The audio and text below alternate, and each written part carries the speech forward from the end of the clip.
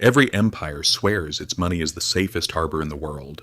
Every government insists its promises will last forever. But history has a brutal way of proving them wrong every single time. From Rome to France, from Civil War America to modern-day Lebanon, countless people have woken up one morning to find a devastating reality. The savings they spent a lifetime scraping together were suddenly worthless. Their salaries could buy absolutely nothing. And the systems they thought were solid as bedrock had stealthily stolen their entire future. My friends, collapse isn't some rare once-in-a-century anomaly. On the contrary, it is the unchanging rule of history. So the real question we should be asking isn't, will financial systems collapse? But rather, when those systems do fail, where exactly will we be standing? This illusion of permanence is the biggest, most dangerous financial mistake anyone can make. We look at our bank balances, trust the national currencies in our wallets, and assume everything will always remain unshakable. But money is not a fixed asset. It is nothing more than trust. And that trust can completely vanish overnight. This is exactly why history is so brutal, yet so incredibly guiding for us. Every single collapse leaves behind lessons, experiences, patterns, and crystal clear warnings about what actually protects wealth and what simply evaporates into dust. If you look closely at history, you'll notice that the survivors of these disasters weren't the ones who trusted the system the most. They were the ones who doubted it first. Let's take a look at the Byzantine Empire. You know, the eastern half of Rome that somehow managed to survive for another 1,000 years after the Western Empire fell. At the very heart of its economy was the gold solidus, a coin so reliable that merchants from Europe to the Middle East and all the way to Asia accepted it blindly. For centuries, it was the closest thing the medieval world had to a global reserve currency. But here is the no-way part that our loyal viewers will immediately appreciate. You would think these rulers had learned from the previous disaster of Rome's famous silver denarius, right? That notorious story where emperors kept shaving off the silver content little by little until the coin was basically a piece of tin with a thin silver wash. We've told that story on this channel before. But no, they didn't learn a thing. Centuries later, the Byzantines made the exact same mistake, this time with gold. What did they do?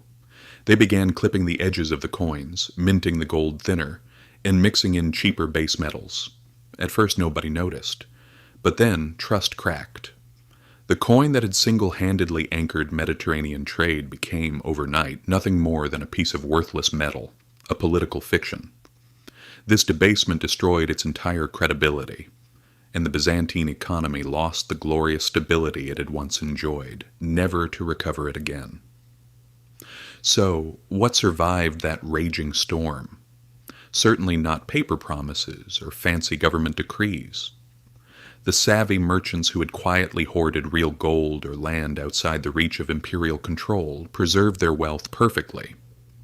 Everyone else was left watching their money dissolve into thin air. This brings us to the first timeless lesson of history. Governments cannot resist the temptation to dilute their money.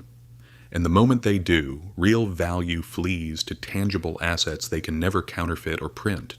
Of course, not every collapse comes from rulers tinkering with currency. Sometimes economic shocks strike out of nowhere, completely catching us off guard. In the mid-14th century, Europe was struck by the most devastating pandemic in human history. The Black Death, or the Plague. Between 1347 and 1351, it killed nearly half of the entire European population. Cities turned into hollow, silent shells, villages vanished from the map, and trade routes broke down entirely. Yet the economic story of the plague was far more complex than a simple catastrophe. Think about it. When half the labor force disappears overnight, human labor becomes precious. The surviving workers could suddenly demand much higher wages. Food and land, which were once fiercely scarce, suddenly became abundant compared to the dwindling population. During this period, families who held liquidity, silver, physical goods, or simply possessed the physical strength to work suddenly wielded a leverage they had never dreamed of. Vast estates that once cost a fortune could be bought for a fraction of their value. Houses stood abandoned, fields went unplowed. It was a total buyer's market for the survivors. Now let's be completely honest with ourselves. Doesn't this scenario sound uncomfortably familiar? It absolutely should. Because just yesterday, during the COVID pandemic, we witnessed a modern-day reenactment of this exact cycle. Supply chains shattered. Governments panicked and scrambled to their printing presses, pumping out trillions of dollars to keep the wheels turning. The result? A staggering wave of inequality. Those with cash and systemic leverage scooped up assets at a discount, while ordinary people living paycheck to paycheck fell further and further behind. In the United States, housing prices skyrocketed, and the stock market recovered almost instantly, while millions of ordinary people were left wondering how on earth they were going to cover next month's rent. The rhyme of history is crystal clear. Pandemics redistribute wealth. They always have. The survivors of the Black Death leveraged scarcity to climb the social ladder 2 steps at a time. The cash-heavy survivors of COVID snapped up properties, stocks, and businesses that others could no longer afford to hold. This lesson isn't comforting, I know, but it is the absolute truth. Crises reward those with reserves and brutally punish those without them. While pandemics show us how fast a health shock can flip an economy, the banking collapse of Renaissance Florence teaches us an equally vital truth. Institutions that look too big to fail can crash like dominoes when the day comes. In the 1340s, Florence was the undisputed financial capital of Europe, home to ultra-powerful banking dynasties like the Bardi and the Peruzzi. These massive financial houses lent heavily to kings. Most disastrously, they extended enormous credit lines to King Edward III of England to finance his wars against France. One day, King Edward simply announced, "I am not paying my debts," and defaulted on his loans. Do you know what happened next? The banks collapsed spectacularly. Depositors were ruined, funds evaporated, and trade froze completely. Florence, once rich and dominant, was plunged into total chaos. The ordinary citizens who had blindly trusted these glamorous, mighty banking dynasties learned the hard way that size is not safety, and reputation is absolutely no protection. What did people realize that day? That too big to fail is a lie as old as finance itself. Corporations exist solely to make a profit, not to guarantee your personal survival. And when they go under, they will gladly drag your hard-earned life savings down into the abyss with them. This lesson repeats itself in every single century, my friends.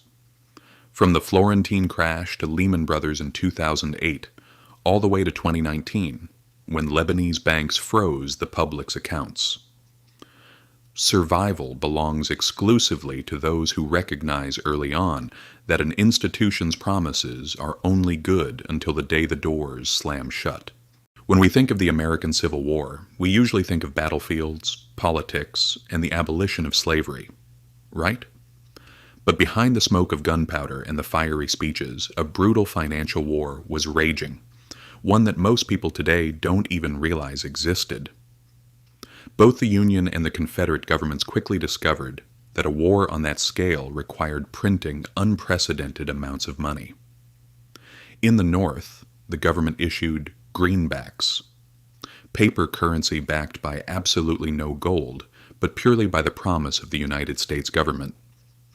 At first, this move seemed bold and deeply patriotic, but the more greenbacks flooded the economy, the less they could actually buy. Inflation eroded the currency's value, and public trust wavered. In the South, the situation was an absolute fiasco. Desperate for resources, the Confederacy printed graybacks in staggering, out-of-control quantities. By the end of the war, Confederate inflation had reached unimaginable levels. Prices skyrocketed by thousands of percent, and salaries bought virtually nothing. Soldiers' paychecks were worthless before they even reached their pockets. Families had to carry sacks full of paper money just to buy a single loaf of bread. By 1865, that currency wasn't just weak, it was officially dead. In that moment of total collapse, what really mattered became clear. It wasn't paper promises, it was hard, tangible assets: land, food, gold. While money became a cruel joke, anything real held its value like a fortress. For ordinary people, this was a devastating ruin. Lifelong savings turned to dust in an instant. But for opportunists with access to tangible goods, this war was a golden opportunity to seize property and wealth at fire sale prices.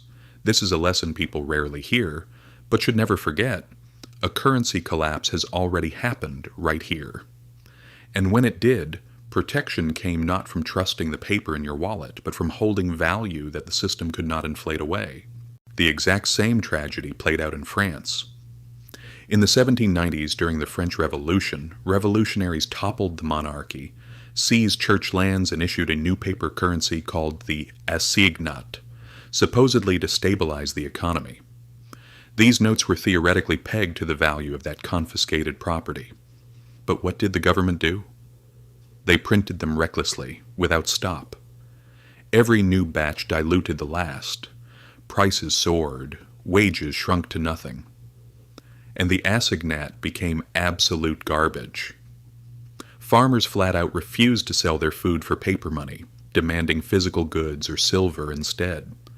Edict riots returned to Paris, and the revolution essentially devoured itself.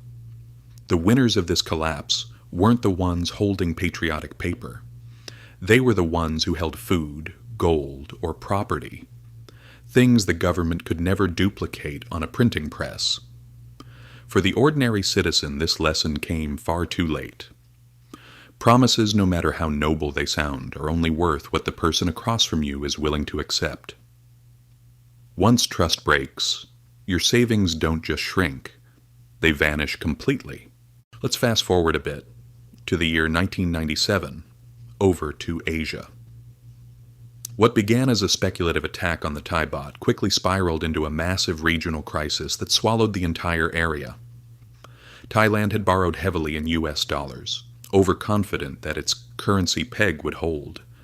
But the moment that system broke, their foreign currency debts doubled overnight, becoming completely unpayable. Investors fled without looking back. In a brutal chain reaction, currencies across Southeast Asia, Indonesia, Malaysia, South Korea toppled like dominoes. Economies shrank, unemployment hit the ceiling, and governments were forced to beg the International Monetary Fund, IMF, for a rescue. But at the end of the day, who do you think suffered the most? It certainly wasn't the global hedge funds that sparked the panic in the first place. It was ordinary citizens whose savings melted away in a flash, whose mortgages doubled in cost, and whose jobs completely evaporated. Yet the pattern was painfully familiar. Those who held dollars or possessed assets abroad survived the storm far better than those who trusted their local currency. While nations dependent on foreign debt were crushed under harsh austerity measures, Wall Street giants swooped in and bought up prized Asian assets at fire sale prices. On the surface, it looked like a localized crisis, but in reality, it was a massive, roaring, global transfer of wealth. This lesson echoes from Byzantium to Argentina, no matter where you are on Earth. Borrowing in someone else's currency is a lethal trap. When the storm hits, it is never the creditor who drowns. It is always the debtor. My friends, by now, the picture should be crystal clear in your minds. Whether it is revolutionary France, Civil War America, or modern-day Asia, the exact same themes repeat. Paper money collapses. Debt chains nations and families, and the survivors are never the ones who placed blind faith in the system. The survivors are those who recognized the fragility of the system before the cracks even appeared. And do you know what the most chilling part of all this is? These aren't dusty stories from ancient history or distant lands. This is happening right now, in our own era. Between 2019 and 2021 in Lebanon, banks did something that still feels absolutely unthinkable to most people living in the developed world. They literally locked their doors. Citizens woke up one morning to find their accounts frozen, cash withdrawals strictly limited, and their currency in free fall. The Lebanese pound lost over 90% of its value. A lifetime of hard work and savings turned into loose pocket change in a matter of days. People lined up outside banks, begging for access to their own money, only to be told, there is no money. And this didn't just happen to small savers. Middle-class families, retirees, doctors, engineers, anyone who had trusted the system was completely wiped out. The lesson was brutal and clear. Your money in the bank is not stored in a safe treasure chest. It is a loan you have personally extended to an institution that can decide in a moment of crisis simply not to pay you back. Who were the ones who survived the best there? It was those who had diversified abroad, held real assets like gold or property, or kept their cash entirely outside the banking system. Everyone else was pulled right into the trap. If this sounds like a faraway problem, like, oh, Lebanon is distant, it won't happen to us, please do not fall into that illusion. In 2008, Americans watched their homes repossessed and their pensions decimated, while the massive banks that actually caused the crisis were bailed out by the state. In 2020, during the pandemic, trillions were printed to keep the machine alive, a financial lifeline that artificially inflated asset prices for the wealthy, while eroding the value of ordinary wages. Just yesterday, in 2023, major regional banks in the United States collapsed overnight the moment depositors lost confidence. This reminded everyone once again that the safety of too big to fail is just a comforting bedtime story we like to tell ourselves, right up until the day the bank doors slam shut in our faces. So, my friends, how do we protect ourselves when everything lies in ruins? History shows us there is no single magic formula. In Byzantium, the answer was gold. After the Black Death, it was having the cash liquidity to buy up abandoned land. In Florence, it was refusing to trust giant bankers. In the Civil War, it was hard goods. In France, it was food and property. In Asia, it was avoiding debt in a foreign currency. And in Lebanon, it was pulling your money out of the banks before the doors closed. The patterns, names, and eras change, but the core theme remains identical. Survival does not come from blind faith in paper or institutions. It comes from recognizing what holds true, real value, the moment illusions shatter. And here's the great paradox that should wake you up from your sleep. A collapse is a massive tragedy and ruin for the unprepared. Yes, but for the prepared, it is a monumental opportunity.